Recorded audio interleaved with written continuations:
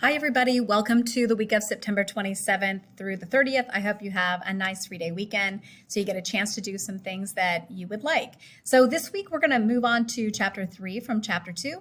Everybody's doing a really good job when you're getting your work completed. But if you don't get your work completed, just a quick grade reminder for you that you're going to see a 0 in the grade book that following Monday.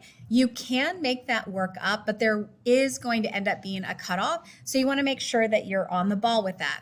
So this week, what we're going to be looking at is in chapter 3, economic activity in a changing world. This is our last section on economics. After that, we're going to be taking a look at a 4-minute video about the GDP, which stands for the gross domestic product, and also take a look at the difference in cost of living in different parts of the country, which is really cool for you if you've actually had a chance to live somewhere else, because you probably have experienced the cost of living and you didn't realize what that actually was.